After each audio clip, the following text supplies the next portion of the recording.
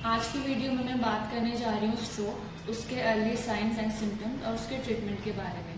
तो सबसे पहले मैं बात करूँगी स्ट्रोक की। स्ट्रोक होता क्या है? जो हमारे ब्लड वेसल्स होते हैं उसमें कभी कभी जो है ब्लड का फ्लो जो है रिड्यूस हो जाता है, कम हो जाता है, जिसकी वजह से हमारे ब्रेन के सेल्स को जो है ऑक्सीजन और कुछ न्यूट्रिएंट्स होते हैं जो प्रॉपर नहीं मिल पाते हैं, बिल्कुल भी नहीं मिल पाते हैं, जिसकी वजह से ब्रेन में ब्लड के छोटे छोटे क्लॉट्स बनने स्टार्ट हो जाते हैं। और यही मेन रीज़न है कि हमें स्ट्रोक के केसेस जो है देखने को मिलते हैं।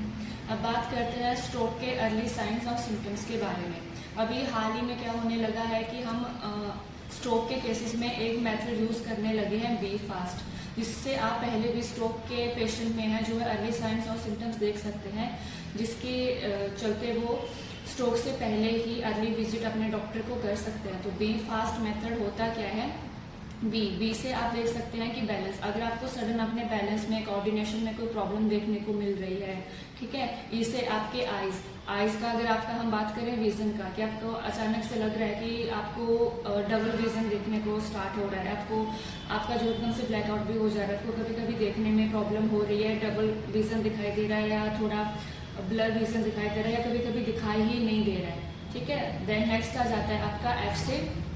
फेस ट्रोपिंग। आपको अपने फेशियल मसल्स में कुछ स्ट्रेचिंग फील हो रही है या आपको अपने फेशियल मसल मूवमेंट कंट्रोल करने में प्रॉब्लम हो रही है, आप अपने आई मूवमेंट्स को कंट्रोल नहीं कर पा रहे हो, तो ये एफ से फेस ट्रोपिंग में आपको ये सिम्टम्स देखने को मिल सकते हैं। उसके बाद आता है आपका ए से आर्म्स में अगर आपको डिजीनेस, वीकनेस या नमनेस फील हो रही है, आप किसी काम को नहीं कर पा रहे, आप अपने आर्म्स के जो है movement left right up down, आप बाजू ऊपर उठा रहे हो, लेफ्ट कर रहे हो, राइट कर रहे हो, अगर आपको उसमें वीकनेस फील हो रही है या आप उठा ही नहीं पा रहे, कभी कभी आर्म्स की जो मूवमेंट है उसको प्रॉपर कर ही नहीं पा रहे हो, है ना, तो आपको ए से आपको आर्म्स में आपके ये वीकनेस और नमनेस देखने को मिलेगी। ऐसे आप अपना देख सकते हैं स्पीच, अगर आपकी स्पीच स्लर है, kind of speech and language disorder, आपको स्पीच के प्रोनाउंसिएशन में भी प्रॉब्लम हो रही है, स्पीच स्लर हो रही है, आपको लैंग्वेज, बोली हुई लैंग्वेज या अपनी बोली हुई लैंग्वेज या सामने वाले की बोली हुई लैंग्वेज समझने में प्रॉब्लम हो रही है, डिफिकल्टी फील हो रही है। और लास्ट आपका आ जाता है टी। अगर आपको ऊपर दिए हुए किन्हीं इन सिम्टम्स में आपको कोई भी सिम्टम देखने को मिल रहा है तो आप टाइम रहते अपने डॉक्टर को है जो है क्लिनिक में है, आप विजिट कर सकते हैं। तो ये हो गया स्ट्रोक और उसके अर्ली साइन एंड सिम्टम। अगर हम उसके बाद बात करें ट्रीटमेंट की, तो जो है इनिशियल ट्रीटमेंट में आप विद इन अगर 3 आवर्स में अगर आप डॉक्टर्स को विजिट कर लेते हैं तो वो आपको जो है एक मेडिसिन देते हैं TPA,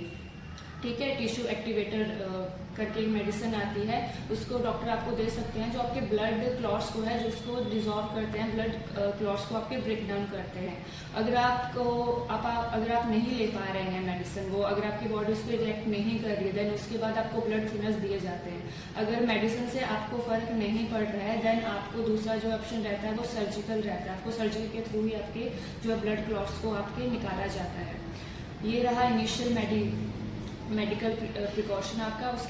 उसके बाद आपका आ जाता है rehabilitation services, therapies. Rehabilitation therapies में आप क्या कर सकते हैं कि आप स्टार्ट कर सकते हैं पेशेंट का फिजियोथेरेपी में आपकी जो भी आपकी मसल्स में आपकी लिमिटेशंस आई हैं, उसको यूज़ करने में जो भी लिमिटेशंस आई है उसके लिए आप फिजियोथेरेपी को यूज़ कर सकते हैं। उसके बाद देन आ जाता है आपका OT, मसल्स का जो आप स्ट्रेंथ लेके आओगे, देन आप उसका यूज़ फिर अपनी डेली लाइफ में कैसे करोगे, that is a part of occupational therapy. Occupational therapy के बाद नेक्स्ट स्टेप आपका आ जाता है स्पीच थेरेपी। आपकी स्पीच में जो भी लिमिटेशन आई है, लैंग्वेज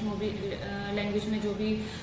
लिमिटेशन आई है, क्योंकि मोस्ट कॉमनली देखा जाता है अफेजिया के स्ट्रोक के पेशेंट्स में कि उनका स्पीच और लैंग्वेज वाला जो पार्ट है काफ़ी हद तक जो है स्ट्रोक में अफेक्ट होता है। तो उसके लिए आप स्पीच थेरेपिस्ट के एक अच्छे क्वालिफाइड, एक अच्छे एक्सपीरियंस स्पीच थेरेपिस्ट के पास जाके अपनी स्पीच थेरेपी करवा सकते हैं, जिसका आपको बहुत ही बेनिफिट देखने को मिलेगा अगर आप अच्छे तरीके से और कंसिस्टेंसी के साथ जो है स्पीच थेरेपी रेगुलर बेसिस पे लेते हैं।